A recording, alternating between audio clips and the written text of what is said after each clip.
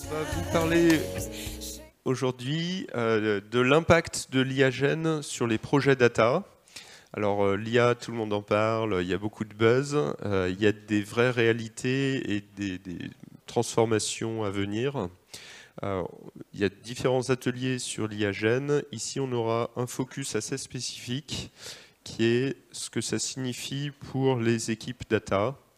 Avec une première partie qui va être menée par Elian, ici présent, qui vous expliquera comment utiliser l'IA-Gen pour structurer des données non structurées, c'est-à-dire traiter facilement dans des environnements BI, dans des environnements décisionnels, des données qui, aujourd'hui, enfin décisionnelles ou opérationnelles d'ailleurs, des données qui sont des documents non structurés.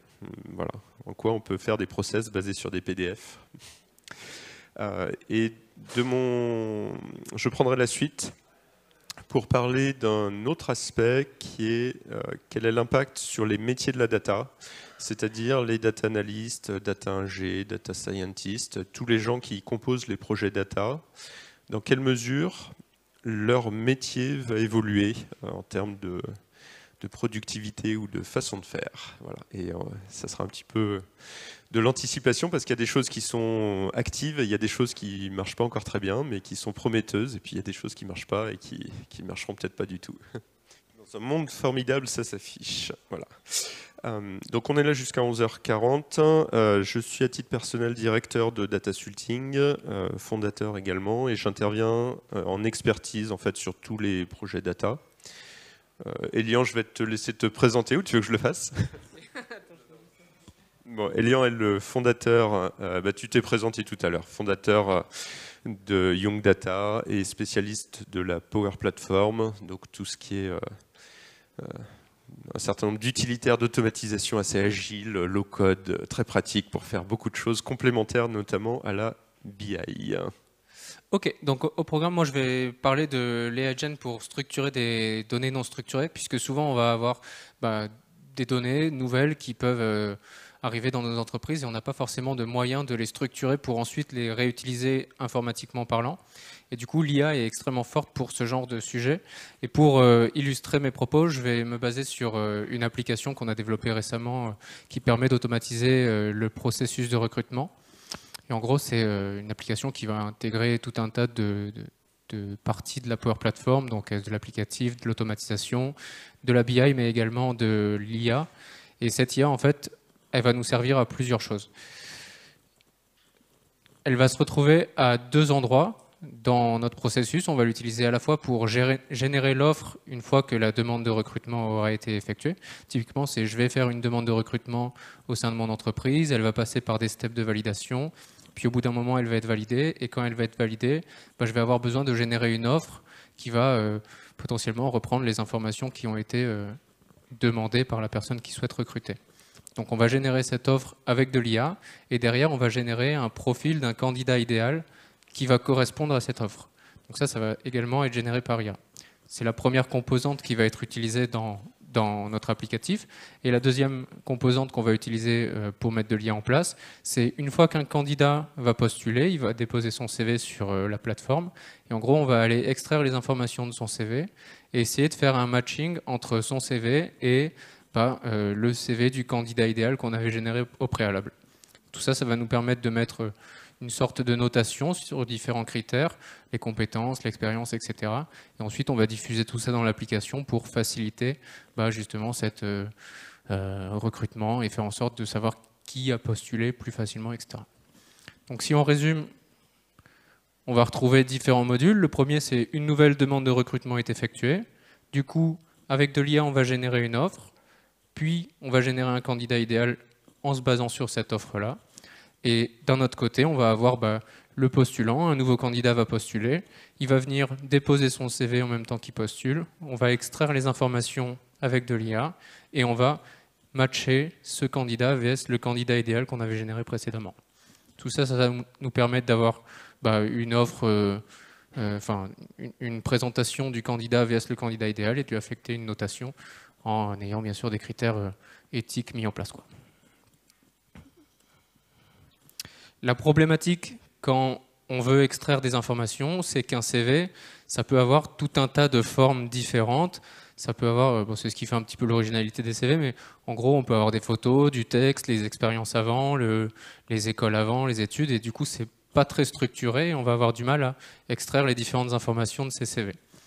Ça, c'était avant. Maintenant, on peut, avec de l'IA, justement, extraire ces différentes informations et les diffuser.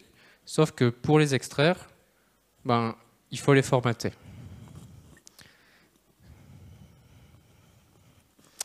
En gros, sur la gauche, c'est un CV textuel, nom, prénom, l'adresse, ça va être écrit, c'est comme un mini CV qu'on retrouve sur la gauche ici.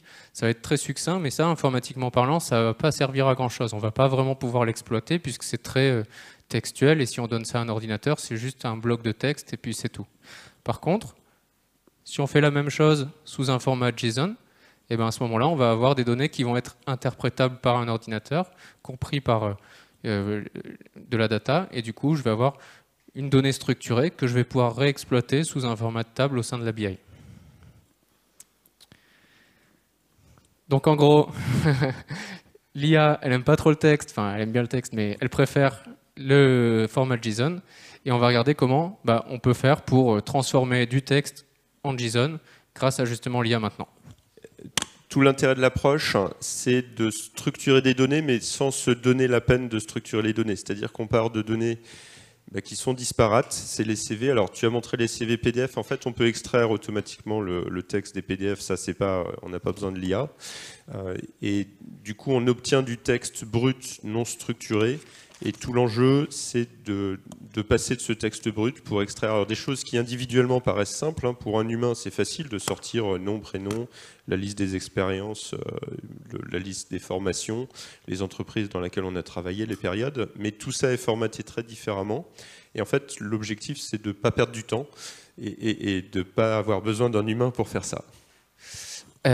Du coup, là, c'est comme un ChatGPT, mais qui va plus vite. Et en gros, je vais lui demander de me créer un CV. Du coup, je vais dire, crée-moi un CV. Et il va me créer un CV. Je vais juste lui dire, crée-moi un CV exemple. Donc là, il me crée un CV exemple, nom, prénom, adresse mail, le résumé, les formations, donc un master en marketing digital, les expériences pro. En gros, c'est ce qu'on pourrait retrouver, bon, sans design, mais dans un CV traditionnel que quelqu'un postulerait chez nous. Maintenant, je vais lui dire, transforme ce CV en JSON. Et là, en gros, il va me donner les mêmes informations, mais sous un format structuré, très simplement. L'IA est extrêmement forte pour faire ce genre de manipulation. On peut, en amont, comme Jérôme, tu me l'as recommandé lors de notre échange, demander une structure de JSON prédéfinie au préalable, histoire d'avoir de la récurrence au niveau de la génération de notre JSON et de pouvoir enchaîner dans une table les différents CV et avoir la même structure pour ensuite faire de l'exploitation plus facile. Mais si juste on se concentre là-dessus et que je prends du coup le contenu de ce CV et que je vais dans un notepad, que je lui colle, on va faire un nouveau, que je colle mon CV et que je l'enregistre en lui disant que c'est un CV 1, 2, 3, .json.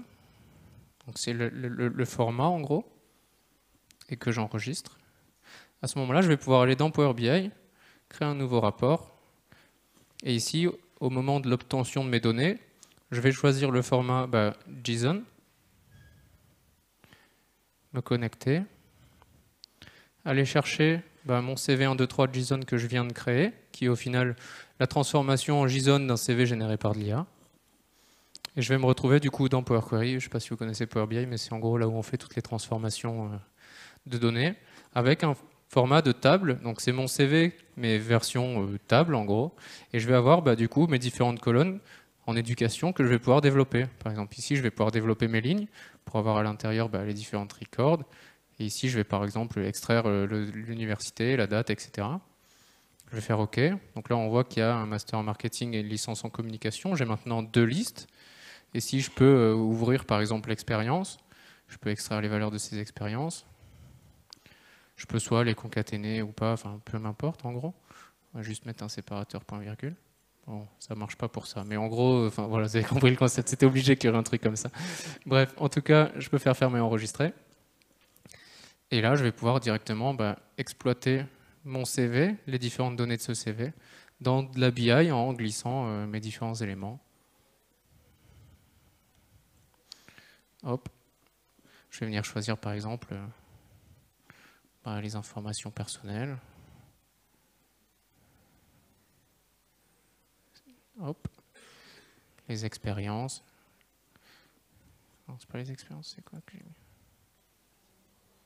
Les dates. Le master.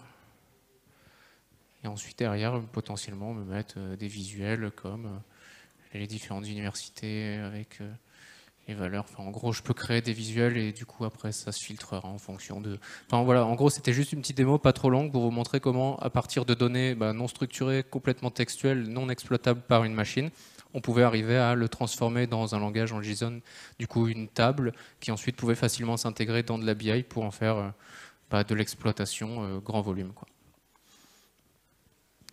Merci.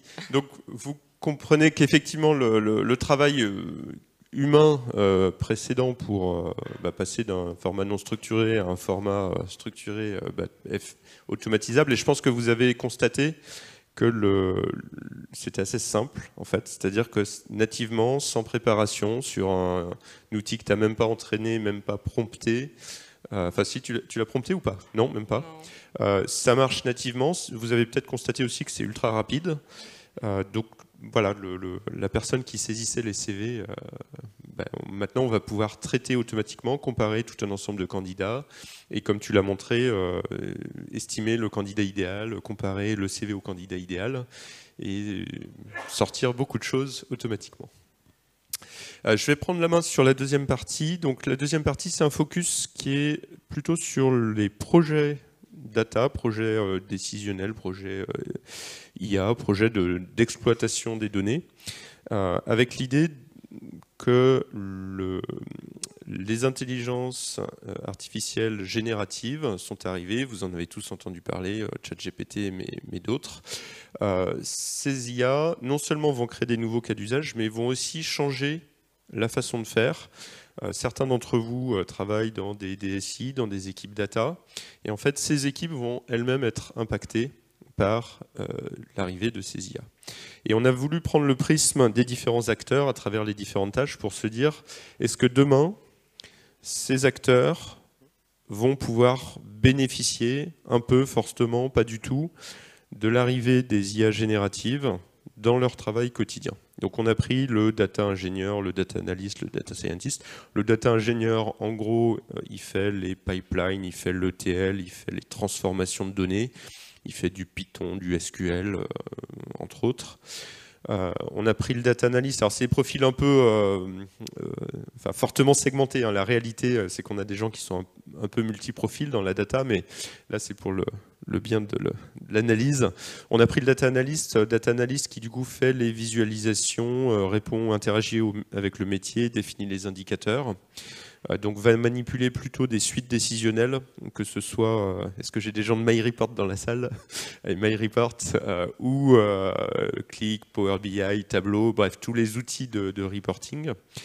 Et puis on a le data scientist. Le data scientist, lui, il est plutôt axé sur la modélisation, machine learning, statistique, du traitement des données pour prédire, détecter, anticiper. Et lui travaille du coup très souvent aujourd'hui sous Python, notamment pour exploiter des algorithmes de machine learning prédéfinis ou dans des environnements un petit peu plus élaborés, mais Python est quand même l'outil principal. Donc data ingé, réaliser des bases de données, on a décomposé, si vous voulez, les tâches essentielles. de ces trois profils, donc réaliser des bases de données en SQL, réaliser des alimentations qui vont être soit en manipulant des données SQL dans une approche ELT, soit avec des ETL, j'ai mis SSIS par exemple, ou DBT pour des approches plus modernes en ELT, ou même Python hein, avec des choses un petit peu plus custom. En tout cas, c'est ces langages de programmation. Le data ingé intervient aussi pour industrialiser les modèles prédictifs conçus par le data scientist. Le data analyst, donc lui, va aussi beaucoup manipuler SQL parce que son métier, c'est d'interroger les données et puis de les restituer dans différentes suites de reporting. Voilà, il fait les data vis, il fait les rapports, il interagit avec le métier. Et puis le data scientist, je l'ai mis directement sur Python exclusivement parce qu'en général, c'est leur terrain de jeu. Et alors, il me manque 2-3 trucs, mais c'est pas grave. Donc, premier sujet, le SQL. Alors, je sais pas si j'ai le temps de faire une démo, mais globalement, générer des modèles de données, générer des tables de données. Vous voulez une démo? Allez, ben on va faire la démo. Une démo. Allez. Un petit chat GPT. On va partir. Donc là, je vais prendre un chat GPT 3.5 qui est gratuit. On n'a même pas besoin de payer pour s'en servir. Tac, allez, chat.openai. OK. Du coup, je vais tout simplement lui demander de faire une requête un petit peu complexe. On va prendre une table de fournisseurs, une table de factures, et je vais lui demander de faire un traitement chiant à écrire en SQL. Allez. Génère un script.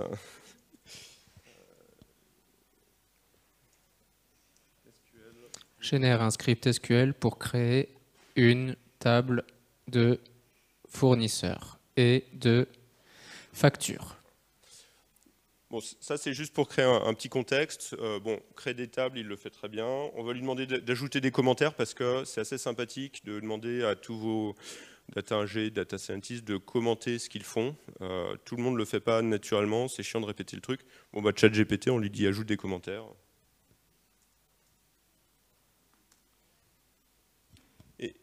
Et on aura assez rapidement un code commenté, propre, en français, élégant. D'ailleurs, les champs sont plutôt bien nommés d'une manière générale. Voilà, c'est rapide, ça marche bien. Je ne vous ferai pas le truc, mais je l'ai testé ce matin. Ça s'exécute directement sur un SQL pour peu que ça respecte le format standard.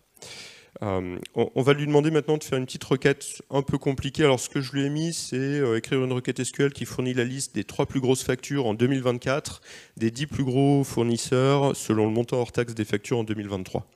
Alors, pourquoi cette requête? Alors, c'est pas complètement sorti du chapeau. L'idée est de se focaliser sur les principales dépenses. Imaginez que vous êtes une direction achat. Vous voulez vous focaliser sur vos principaux fournisseurs de l'année passée et voir qu'est-ce que vous achetez chez eux cette année. Donc, ben, ça peut avoir une vraie réalité métier. À exprimer, ben, en français, ça donne ça. Et à écrire en SQL, en fait, ça prend du temps juste de l'écrire, hein, juste pour quelqu'un. Puis en plus, il y a des petites subtilités éventuellement.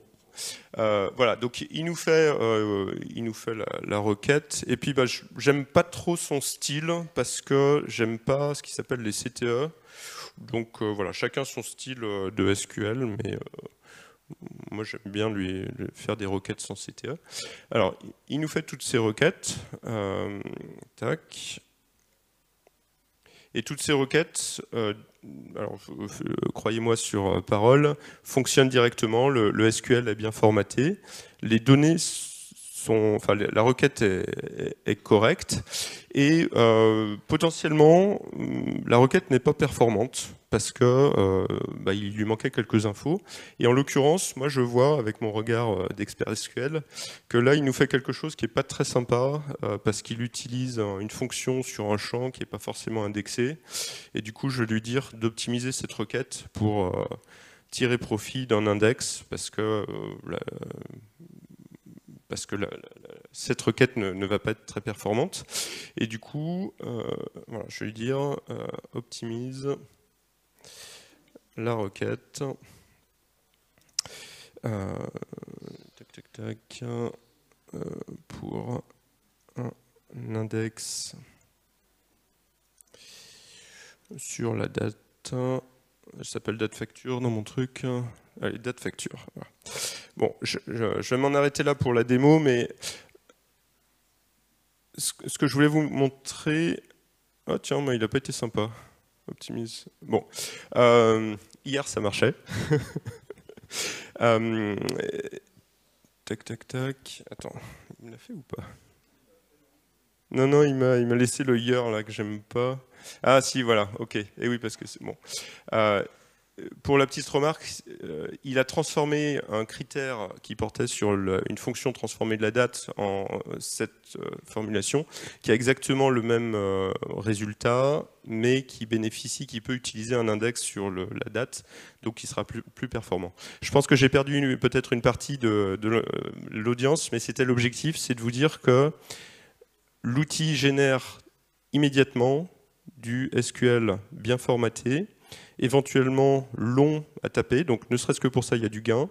C'est commenté, c'est des noms de champs qui sont bien formatés, qui parlent, qui respectent en fait des standards, des normes. On peut lui demander de respecter certains standards.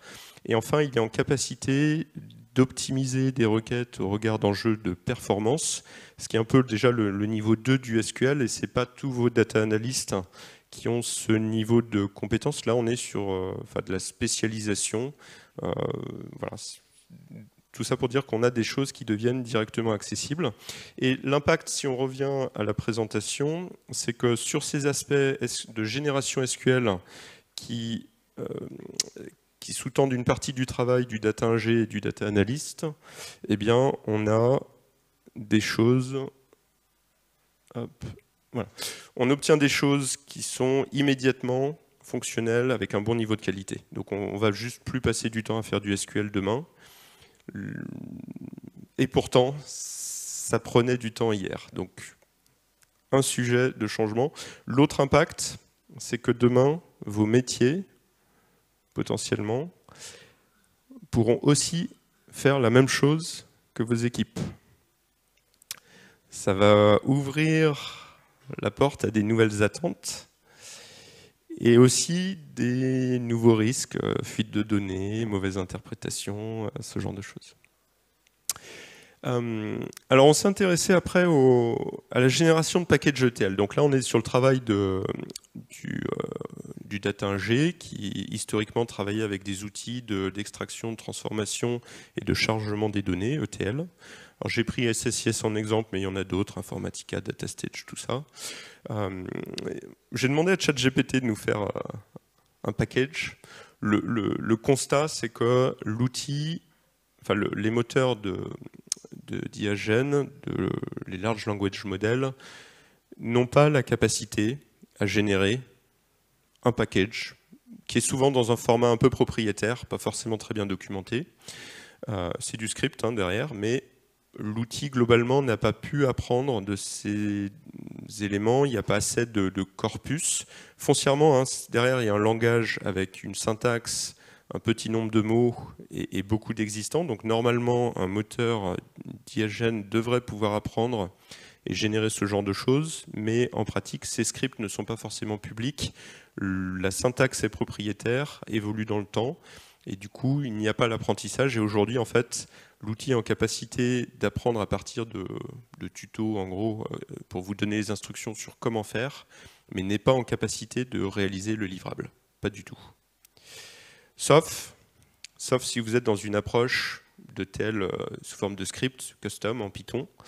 Et là, pour le coup, Python, on revient dans un contexte de langage avec une syntaxe claire, officielle, qui n'est pas propriétaire, un petit nombre de mots de langage. Et donc, les Large Language Models sont très très bons pour apprendre des langages de programmation, parce que les langages de programmation, c'est des langages qui sont très simples, en fait. C'est-à-dire que c'est des langages avec peu de mots. C'est compliqué pour nous humains d'apprendre, quand on parle français, d'apprendre à parler Python. Mais pour une IA qui ne parle nativement aucun langage, apprendre le Python, c'est beaucoup plus simple que d'apprendre le français. Donc si ça marche sur le français, ça marche beaucoup mieux sur le Python. Et vous l'avez déjà peut-être fait pour certains, générer du Python, demander à interpréter du Python, rajouter des commentaires, lui demander de faire des styles, enfin des scripts en respectant certains styles, certaines méthodes, certaines approches. Et du coup, ça, pour les data ingé, ça change déjà beaucoup de choses. Si vous voulez faire des traitements, des pipelines de données, si vous voulez faire des API, la capacité à gagner du temps pour éviter de pisser du code, excusez-moi le terme, elle est phénoménale et elle est déjà au rendez-vous. Ça, là, on parle, ça c'est le passé en fait. L'IAGEN et la DataVis. Alors, la DataVis, on va retomber, on va être dans des environnements de développement, de réalisation de DataVis, quel que soit l'outil, qui sont globalement propriétaires. Et on va retomber dans le même cas de figure que les ETL, c'est-à-dire que les moteurs n'ont pas tellement pu apprendre, alors qu'en fait, in fine, toutes les DataVis sont stockées, je pense, dans à peu près toutes les technos sous forme de scripts sous-jacents. Donc, foncièrement, la DataVis devrait pouvoir être faite en interaction humaine à la voix. Je pense que ça va arriver. On a des acteurs qui se positionnent dessus, qui promettent. Alors j'ai testé sur les copilotes intégrés à Power BI. Donc là, on est sur une IA gérée en plus par l'éditeur qui est adapté à son propre logiciel. Les résultats à date ne sont pas du tout au rendez-vous. C'est-à-dire que quand on lui demande de faire des visualisations, on a des choses alors, qui peuvent paraître jolies mais qui n'ont pas un grand intérêt. Et quand on lui demande, parce que la promesse c'est de pouvoir affiner progressivement par itération, comme on le fait en interagissant avec une IA générative, en fait aujourd'hui l'outil vous répond, quand je veux lui dire, je vous ai mis quelques exemples, je voudrais rajouter des graphiques sur fond rouge et avec des étiquettes sur les données pour qu'on voit les valeurs. Il me dit qu'il est sorry, il ne peut pas changer. Je lui ai dit d'enlever le graphique du bas, il me dit qu'il est sorry aussi. Je lui ai dit de regrouper par mois et pas par semaine, il est sorry aussi. Et puis voilà, je lui ai demandé de changer le thème. Donc aujourd'hui, à date, c'est décevant. Attention, il y a des choses dans les tuyaux. J'ai eu des échanges avec des gens qui dirigent les gens qui ont fait ça. La promesse demain, c'est de pouvoir effectivement, en interagissant en texte ou même à la voix, parce qu'avec le speech to text, ça va très bien. Changer le thème, repositionner les graphiques. Il sait le faire pour un premier graphique. Il sait interpréter ce qu'on lui demande, il sait interpréter le modèle de données. Ça va arriver, mais aujourd'hui, là, ça date d'hier, hein, ça marche pas. Il n'y a pas de gain de productivité à attendre aujourd'hui de ces technos, y compris par l'éditeur qui a un partenariat à 1 milliard d'euros avec ChatGPT. Donc, par contre, tous les langages de DataVis arrivent avec leur propre langage de définition des indicateurs, qui peut être définition des indicateurs, définition des mesures, qui peut nécessiter une certaine spécialisation.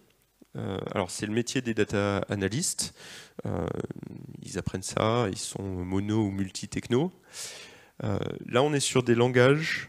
On va revenir comme sur le Python ou le SQL, sur des langages avec une forte structure et très peu de mots. Et l'outil va générer très efficacement des mesures, des scripts qui sont justes, qui sont bien structurés, et en fait qui démontrent d'un niveau de maturité assez supérieur à nos analystes. Voilà, donc c'est un vrai gain de temps, et même ceux qui maîtrisent fortement le langage ont un bénéfice. On pourrait se dire, avec ma fierté, moi je suis depuis le début de Datasulting, j'ai fait du Power BI, je donne des cours niveau 2, niveau 3 sur le sujet, je suis très fier de moi-même, je devrais être plus fort qu'une IA. Non, c'est pas vrai, l'IA, elle aboutit quasiment au même résultat, éventuellement des tout petits écarts de syntaxe, mais le même fonctionnement. Mais par contre, elle l'écrit beaucoup plus vite. Voilà. Un expert ne fait pas mieux que l'IA sur ces sujets. Non, vraiment. Elle est plus forte que moi. Alors, le data scientist. Le data scientist, ça c'est un métier qui est très compliqué. Alors c'est un métier à 5 pattes. J'espère que vous savez compter. Le data scientist, il a besoin de comprendre le métier pour bien modéliser le process, pour bien comprendre, capter les intuitions et pouvoir les traduire dans un algorithme prédictif.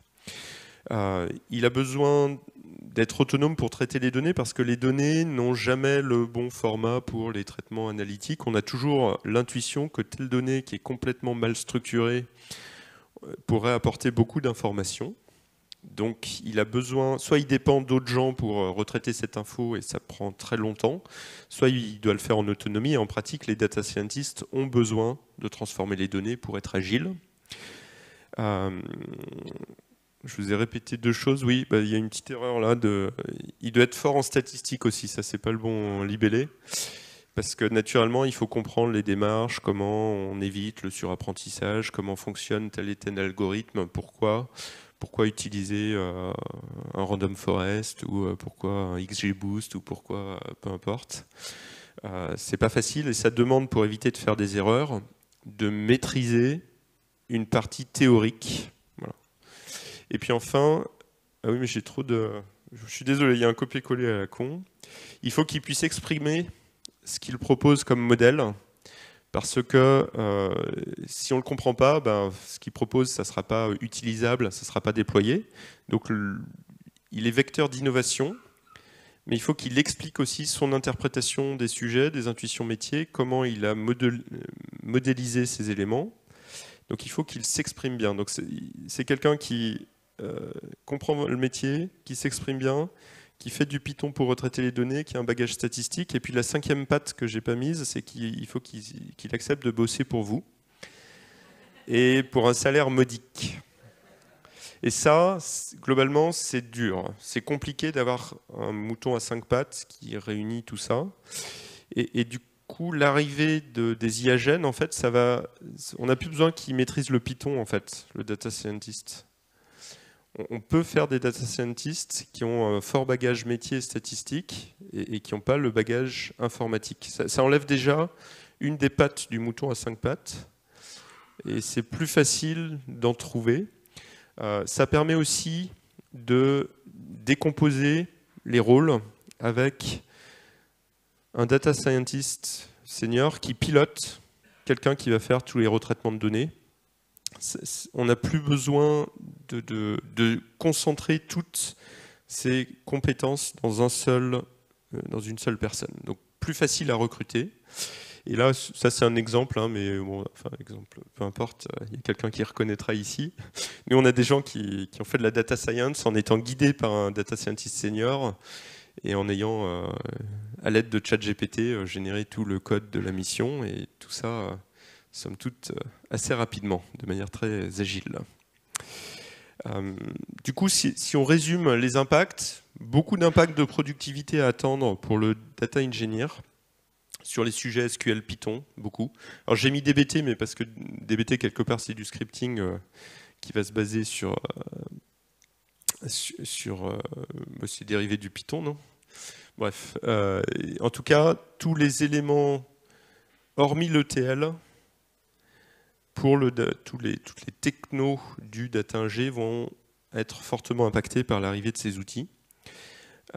Pour le data analyst, l'impact il est plutôt latent. Oui, il est réel pour créer les mesures, mais par contre toute la data vise, on n'y est pas encore. La promesse est là, ça devrait arriver. Il n'y a pas de raison, si ce n'est le temps d'intégration des technos, mais objectivement c'est un domaine sur lequel les IA devraient pouvoir apprendre. Et puis le data scientist, ce que ça change, c'est plus au niveau du recrutement. On n'a pas besoin d'avoir un pro du Python sur ces sujets. Voilà les éléments qu'on souhaitait vous partager. Et puis en synthèse, voilà, si vous avez des questionnements, soit sur la partie, enfin tu veux peut-être parler de ta partie.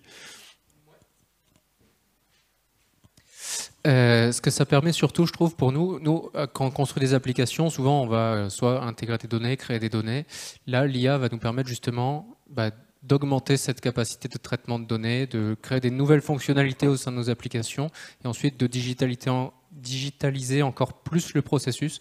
Et je pense que ça soit sur le métier de data scientist, data engineer, etc., ou même dans l'exploitation un peu sur des outils low-code comme nous, ça révolutionne pas mal de choses, l'IA dans les projets data en tout cas.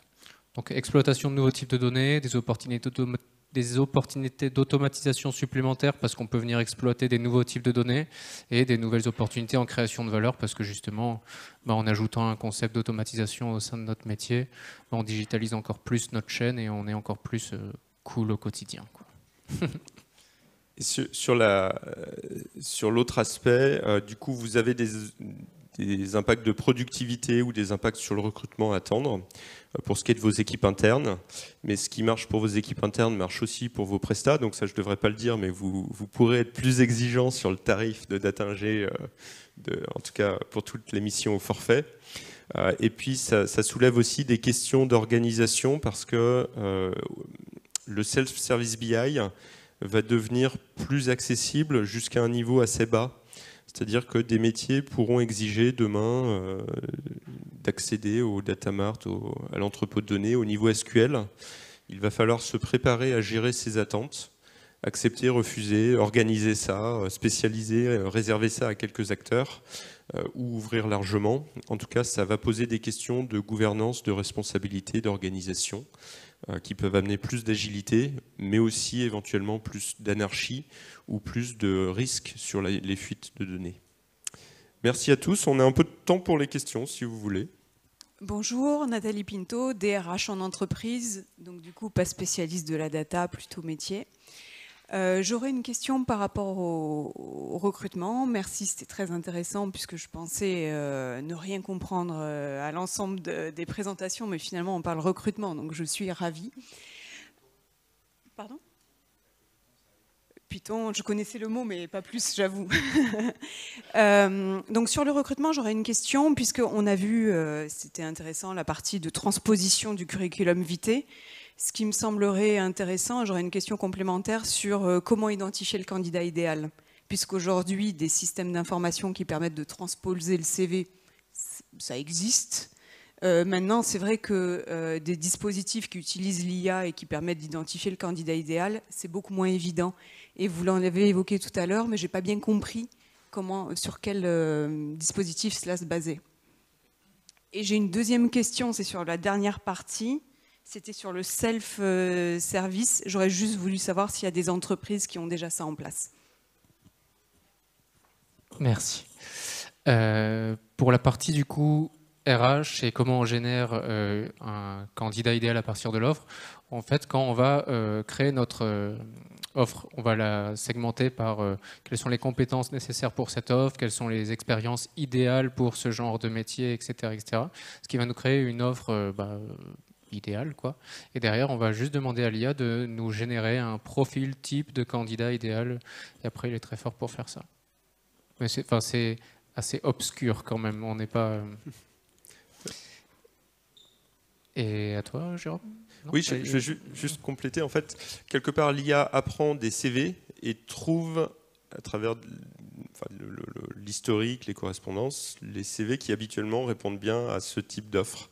Et comme il y a une analyse du contenu de l'offre et du contenu du CV, l'IA est en capacité de générer automatiquement un profil type, donc un CV type.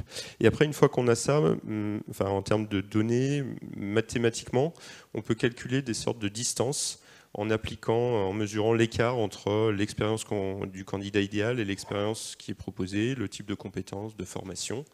Voilà. Donc, et ça, pour le coup, c'est pas l'IA, ça relève du machine learning, ça demande plus d'historique et c'est plutôt des éditeurs logiciels peut-être qui auront la capacité à proposer cette association sur la base d'un gros ensemble de données. Je sais pas si...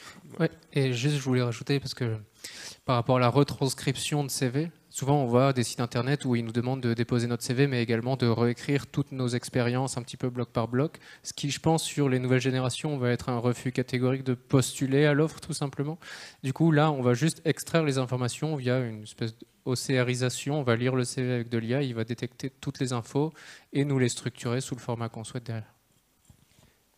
Pour la question du self-service BI, donc self-service BI, c'est un concept qui consiste à dire que les métiers, direction, enfin peu importe les directions, commerce, marketing, vente, opération, production, sont autonomes pour répondre à des questions sur l'activité, sur les données de l'entreprise. Donc c'est un concept, il y a différentes matérialisations. Oui, il y a des entreprises qui le mettent en œuvre, certaines assez largement, certaines sur quelques services spécialisés, parce qu'au contrôle de gestion ou au marketing, on a des profils qui sont plus analytiques et plus à même de faire ça. On a aussi des entreprises qui ajustent le niveau d'autonomie des différents métiers. Voilà, il y a plusieurs traductions, donc oui, c'est possible, ça existe, ça s'organise par contre, parce que c'est aussi la porte ouverte à l'anarchie ou aux fuites de données, donc c'est pas aussi simple que la promesse de certains éditeurs. Voilà. Et je pense qu'il y a des sessions sur le sujet cet après-midi. Autre question? Oui, au fond de la salle, on a une autre personne. Et je crois qu'il nous reste 2 minutes pour les questions. Oui, c'est juste, je rebondis sur justement les CV, parce que, alors, moi, je suis née en 89, donc j'ai encore l'habitude de faire mes CV sur PowerPoint ou sur Word. Par contre, j'ai plein d'amis qui sont nés en 96-94 qui utilisent maintenant Canva pour faire des CV. Et dernièrement, sur LinkedIn, j'ai vu qu'en fait, les outils ne lisaient pas, soi-disant, les CV réalisés sur Canva, et qu'il fallait quand même continuer à faire des CV type sous Word. Parce que sinon, du coup, en fait, les candidats pensaient postuler avec un super CV mis en forme, etc. Mais du coup, de l'autre côté, en tout cas côté IA ou côté, je sais pas, plateforme, mais n'était pas bien relu et lu par la plateforme de recrutement, quoi. Voilà, je veux savoir si c'était... Ça, c'est pour toi. Alors moi, j'adore Canva et je fais tous les CV tests de cette appli avec Canva et ça marche très bien. En fait, on transforme notre Canva en PDF et après, lui, en fait, dès que c'est un PDF... il n'y a pas de problème. Que ce soit les polices, il arrive même à lire du texte qui peut être assez avec du bruit, un peu flou, voire pas top. En reconnaissance d'image, il est très très fort et c'est ce qu'on utilise pour OCRiser, enfin, lire, comme ils faisaient dans les cabinets comptables pour extraire les informations des factures, ils avaient un OCR et en gros ça faisait passer les factures et ça extrayait le texte, sauf que c'était des logiciels spécifiques. Maintenant l'IA remplace quasiment tous ces logiciels-là parce que c'est beaucoup plus performant, quoi. Mais on a bien 2 étapes. Une première étape qui consiste à passer en mode texte, en fait, le PDF ou le Canva ou autre. Et après, on a tout ce que Elian nous a montré. Ouais, la transformation dans un langage qui est informatiquement compréhensible. Et ça, l'IA le fait également extrêmement bien. En fait, je trouve que l'IA, Gen, dans les sujets data, a vraiment cet intérêt dans le... J'ai des données qu'avant je n'arrivais pas à exploiter parce qu'elles étaient trop textuelles, trop pas compréhensibles par une machine. Et maintenant, je peux les transformer. Dernière question, hein, on va devoir après... Moi, je vais revenir à des questions, on va dire, terre à terre. Vous avez analysé le coût par transaction ou par analyse? C'est-à-dire, quel est le coût par CV de faire cette analyse? 9 centimes de minute. 4 itérations d'IA sont utilisées et au total, ça coûte 9 centimes. Après, derrière, il y a des questions d'impact carbone, probablement, qui sont tout à fait légitimes parce que l'IA générative consomme plus d'énergie. Quelque part, la régulation nous aidera à y voir plus clair d'une part et à réduire ça. Mais aujourd'hui, on est dans une phase où il n'y a pas forcément beaucoup de transparence sur ces sujets.